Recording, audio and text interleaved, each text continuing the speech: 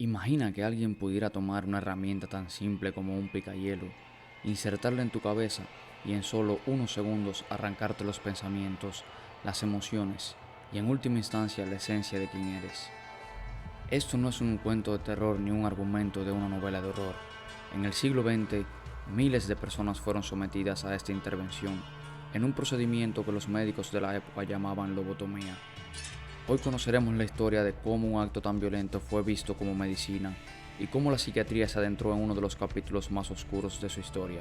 Quédate con nosotros, porque lo que estás a punto de descubrir cambiará tu percepción de la ciencia y de los límites éticos en la medicina. La historia de la lobotomía comienza en la década de 1930 con el neurocirujano portugués Egas Moniz, quien buscaba una solución para los pacientes que sufrían enfermedades mentales graves y cuyo comportamiento no podía controlarse con los métodos de la época. Moniz teorizó que ciertos trastornos como la esquizofrenia, la ansiedad y la depresión eran el resultado de conexiones erróneas en el cerebro.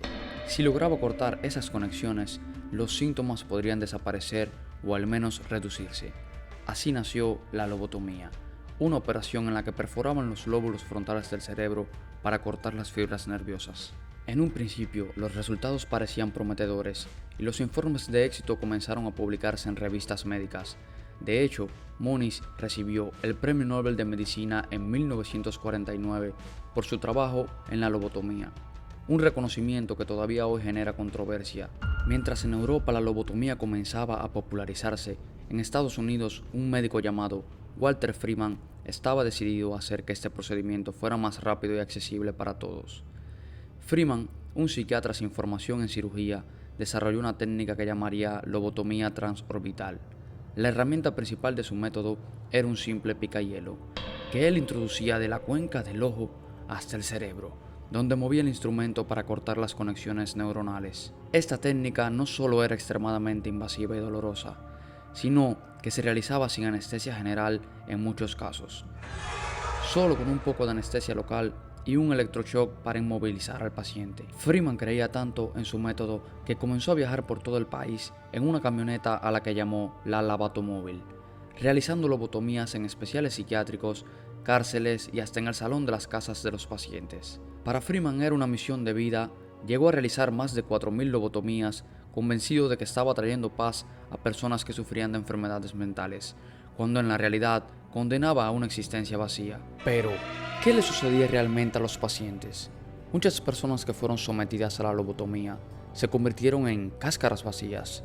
Su comportamiento se volvía errático o indiferente, sus emociones apagadas. Entre los casos más desgarradores está el de Rosemary Kennedy, hermana del futuro presidente de los Estados Unidos, John F. Kennedy, a la edad de los 23 años. Rosemary fue lobotomizada por recomendación de su padre para controlar su rebeldía. El resultado fue devastador. Perdió casi toda su capacidad para hablar y cuidar de sí misma y pasó el resto de su vida en una institución psiquiátrica. Otro caso fue el de Howard Dolly, quien fue lobotomizado a los 12 años por problemas de mal comportamiento. Dolly no era un niño con una enfermedad mental grave, solo era un niño inquieto. Sin embargo, a los ojos de su madrastra y del Dr. Freeman, era suficiente motivo para someterlo a la lobotomía. Durante años, Dolly luchó para entender qué le habían hecho y por qué, viviendo con las cicatrices físicas y emocionales de una práctica inhumana. A medida que pasaban los años, la comunidad médica empezó a cuestionar la lobotomía. Los efectos secundarios eran innegables: pérdida de la memoria, cambios de personalidad, comportamientos erráticos y en muchos casos, una apatía casi total hacia la vida. Los pacientes, que antes eran personas activas e inteligentes, se convertían en individuos que apenas respondían a estímulos. Para muchos familiares el resultado fue peor que la enfermedad original. Los pacientes que habían sido lobotomizados pasaban de ser considerados personas con dificultades a ser tratados como objetos sin autonomía, como si su vida ya no tuviera valor. La lobotomía se había convertido en un símbolo de la psiquiatría inhumana, una práctica que, en lugar de ayudar, destruyó miles de vidas.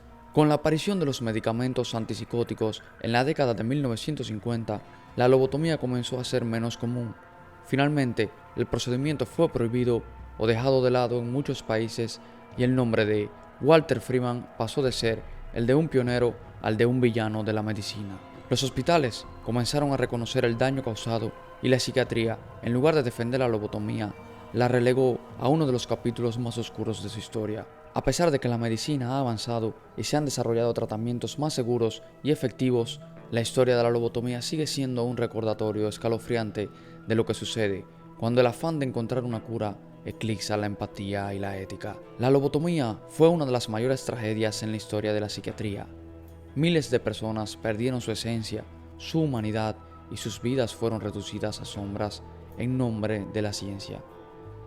Este capítulo oscuro nos recuerda que todo avance es un progreso y que la medicina, sin empatía y ética, puede convertirse en una forma de tortura. Si algo nos enseñó la lobotomía, es que los errores del pasado deben recordarse para no repetirse en el futuro. Ahora que conoces esta historia, pregúntate, ¿hasta dónde estamos dispuestos a llegar en nombre de una cura?